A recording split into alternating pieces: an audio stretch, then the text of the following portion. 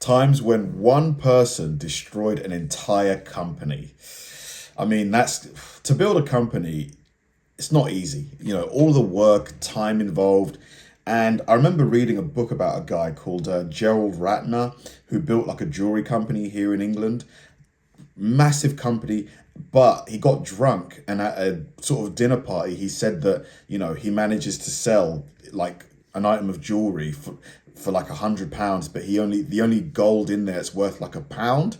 And then the media got hold of it and they started running that story. And within like a few days, the business was just on its knees.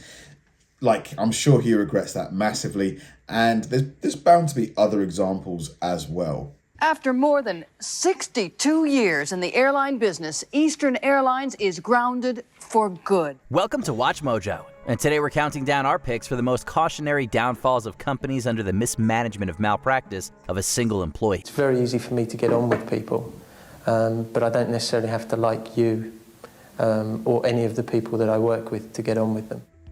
Ooh, okay. Number 10, Gerald Ratner. Yeah, Ratner Group. We sell gifts as well as jewellery.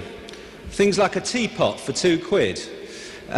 Or we've got this imitation book that you lay on your coffee table. The pages don't actually open, but they're beautiful curled-up corners with imitation antique dust. Gerald Ratner grew his family's modest jewelry brand into an empire on the philosophy that the loudest voice commands the most business. He learned the hard way that it's sometimes best to shut up. While speaking at a convention in 1991, the Ratner Group's CEO joked about his company's cost-effective mass production. He said the jewelry is so affordable because it's total crap. I know you might say it's not in the best possible taste, but we sold 250,000 of them last year. His company stopped. What was he thinking?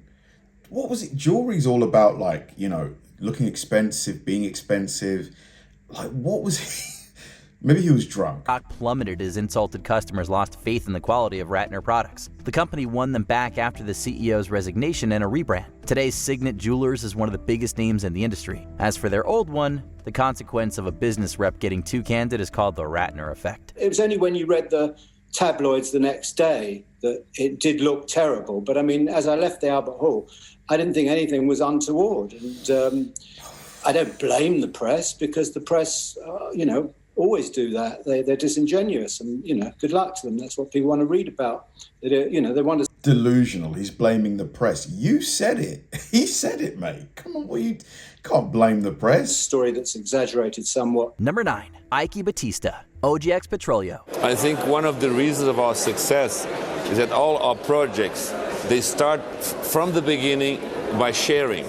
See, when you develop billion-dollar projects, new businessmen developing projects should take care of the surrounding environment, because I will affect several communities. Energy industrialist Eike Batista quickly went from being one of the world's richest men to a negative net worth. As hard as his companies were hit by his gambles, OGX Petroleo was particularly devastated. Batista got lucky when the company discovered major crude oil reserves. The parent company, EBX Group, spent the next few years driving Brazil's infrastructure and energy, before finally going bust in 2012. Thousands of jobs would come to this area of Rio de Janeiro, and this whole area around me was to be developed into a new massive business park.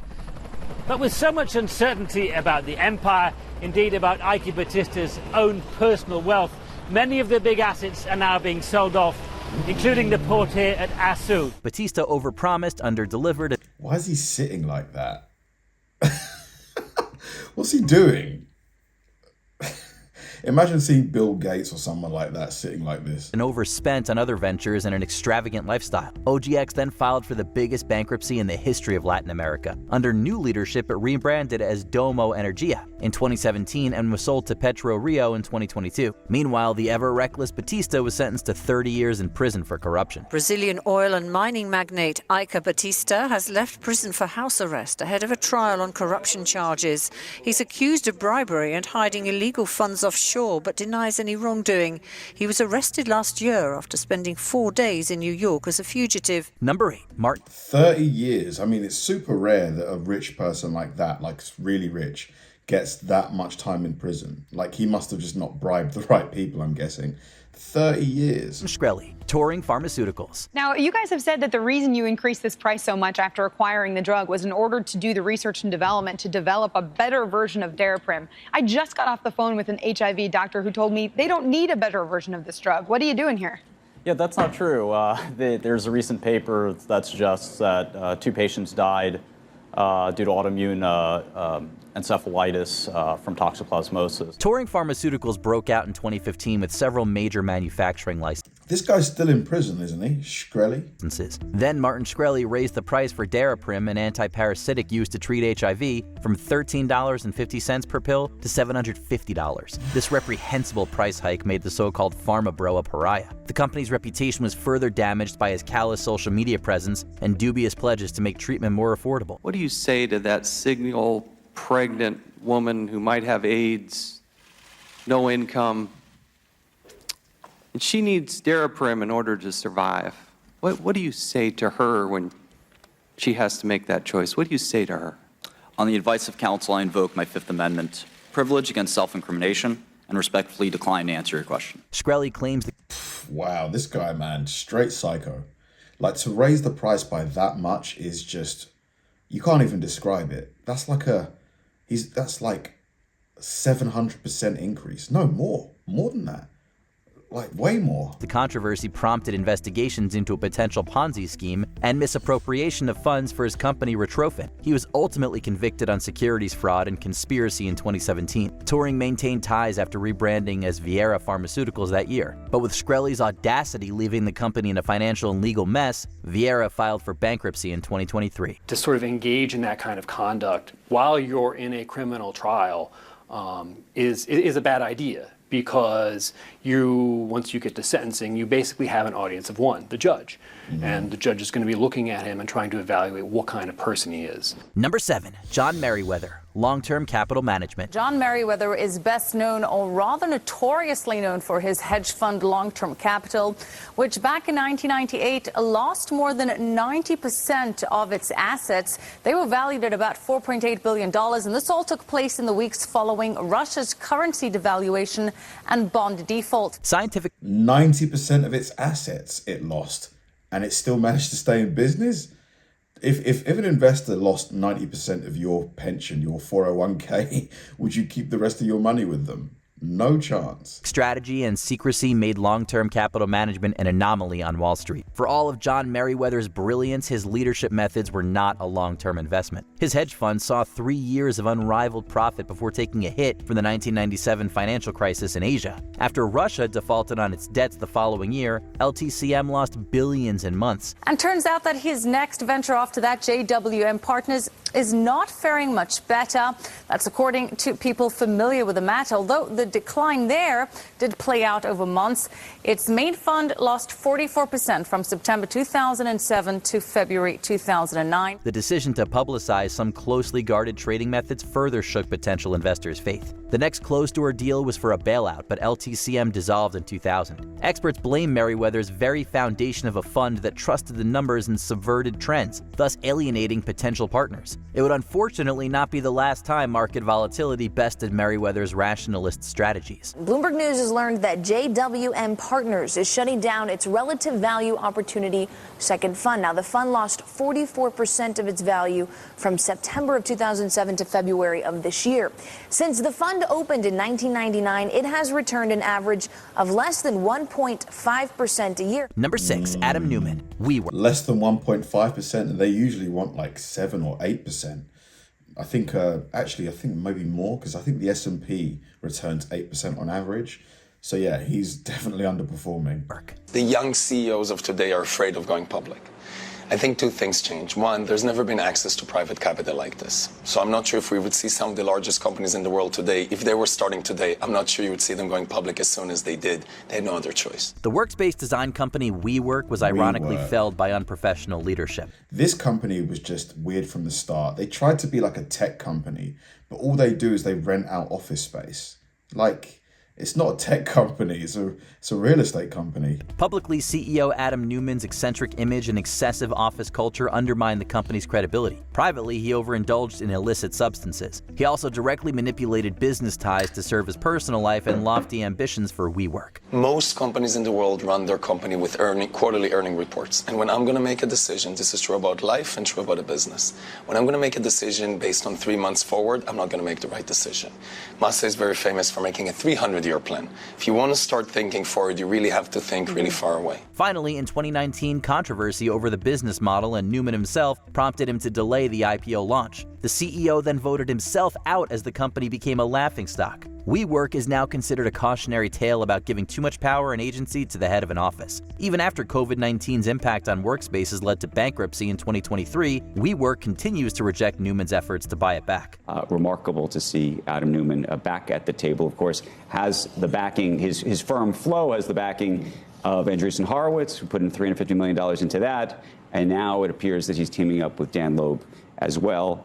So far, it appears that the advisors to WeWork are giving him the Heisman. We will see whether, now that some of this is public, whether that changes.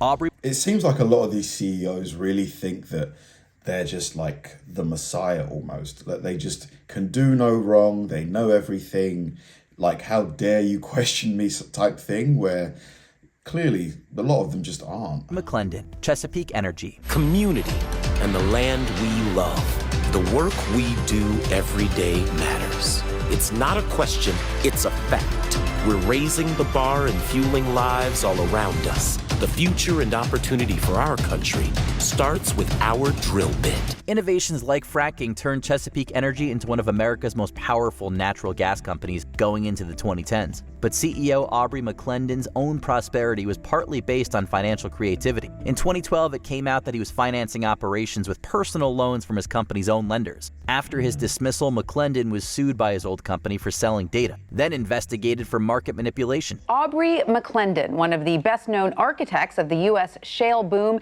indicted by a federal grand jury Tuesday on conspiracy charges linked to rigging the price of oil and gas leases in Oklahoma. Mr. McLendon is the only person named in the indictment for activities which date from 2007 through 2012, when he was chief executive of Chesapeake Energy Corporation. Forbes wasn't kidding when it dubbed him America's most reckless billionaire. Before these revelations, McLendon's schemes and downfall severely damaged Chesapeake's value. They experienced years of financial volatility before rebranding as Expand Energy Corporation following a merger in 2024. The day after he was indicted in 2016, McLendon died in a car wreck. Yeah, police telling us that he was northbound here on Midwest Boulevard. You could actually see the tire marks that lead right into the crash site. You can see the blackened out area from the fire. You can also see a memorial there starting to form.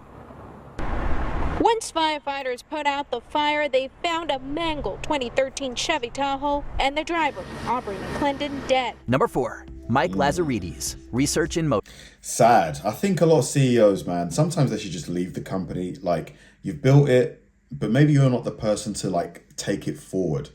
You know, I think there's a pretty obvious example right now.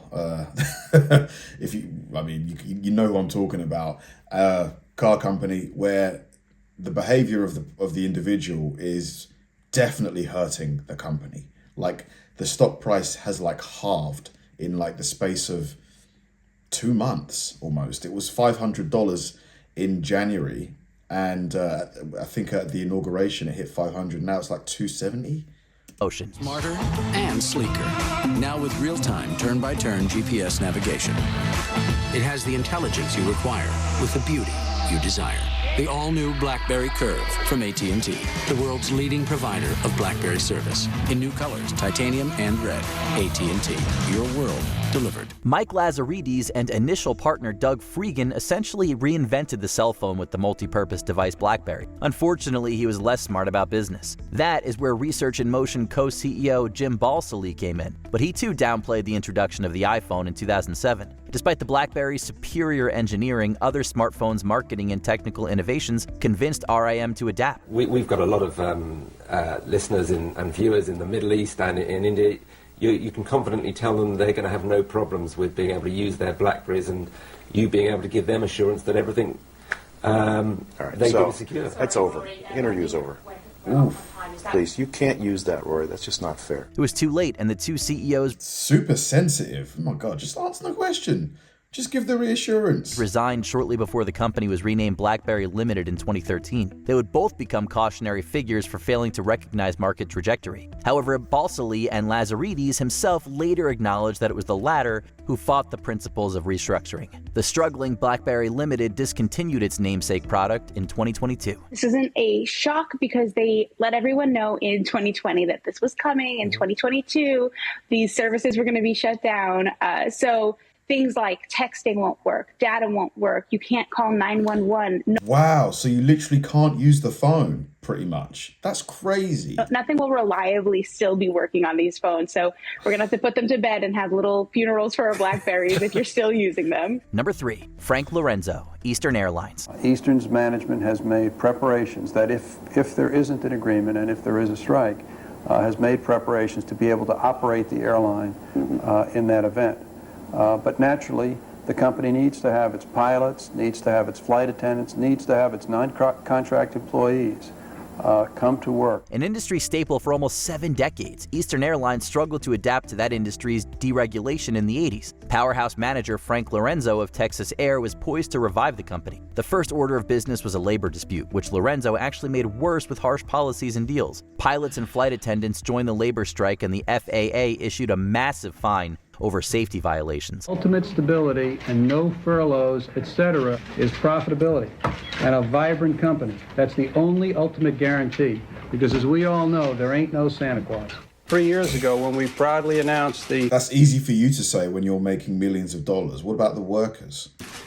Acquisition of Eastern Airlines, at a press conference, I never believed that we'd be here today. By 1991, Eastern was completely out of money. Lorenzo's folly would go down as a tragedy of aggressive management. The punchline is that he bounced back after selling off Eastern's assets to his other companies. Revivals of the airline have since failed to get off the ground. Official word from Eastern Airlines' public relations wire is that the airline will officially discontinue all scheduled operations beginning at midnight tonight. Number 2, Nick Leeson, Barings Bank. It wasn't. A lot of the time, these CEOs forget that without the workers, you've got no business. Like, you're just making high-level decisions, but you're not facing the customers. You're not the ones that are actually generating the revenue. They seem to lose track of that. It wasn't a money thing. I could have stayed at Morgan Stanley for an extra $5,000, but you know, if they've stopped me doing something once, who's to say they're not going to do it again? And so I moved to Barings. At that stage, I probably would be happy to say that I'd never heard of Barings. But it was a famous old bank. So? It took Barings Bank 233 years to become one of the world's leading merchant banks. It took Nick Leeson 3 years to tear it down. And you were creating a large amount of profits? Fictitiously, yeah.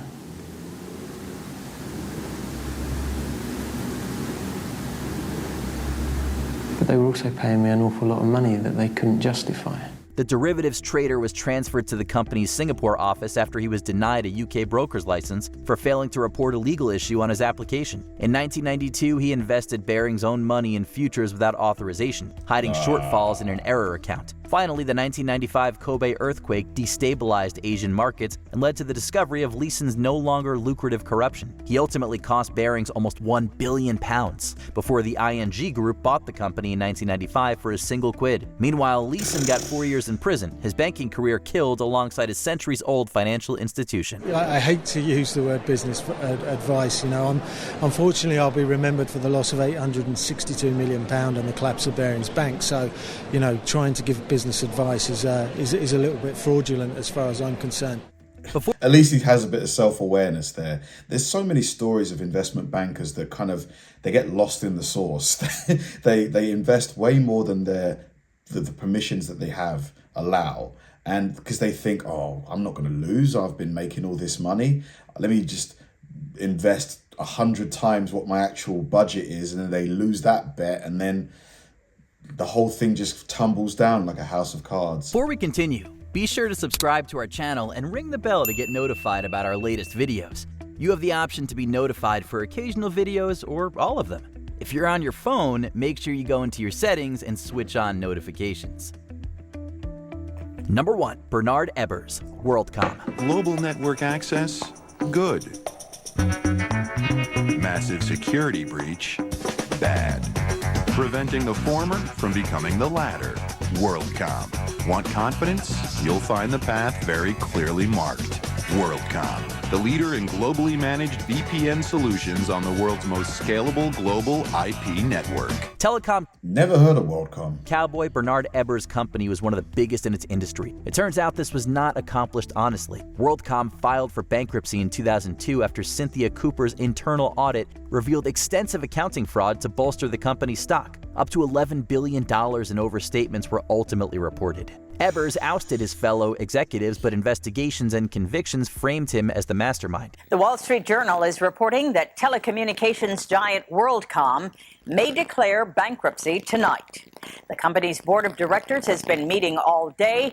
It would be the biggest bankruptcy filing in history. The company is more than $30 billion in debt.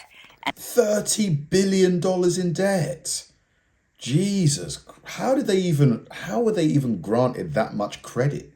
That's so much money. Is reeling from an accounting scandal. He had already fallen out of favor with the company over his lack of strategy following a failed merger with Sprint. The disgraced, financially devastated WorldCom would eventually be sold to Verizon in 2006 under the name MCI Inc. And in the years since his downfall, the once renowned Ebbers is synonymous with executive incompetence and corruption. The former bouncer has withered to 160 pounds, these court filings say, and 13 years into his sentence, his daughter is appealing for his release. Joy Ebbers-Bourne telling the court that it is evident to her that her dad's days on earth are short, and she fears he may only have weeks to live. What are some other memorable company catastrophes based on human error? Drop a tip in the comments.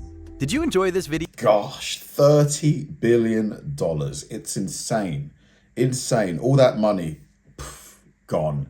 Yeah, a lot of these CEOs, I think, you know, don't get me wrong, to become a CEO of a company and build a company to this kind of scale, you do need to be a special individual, for sure. I'm not denying that.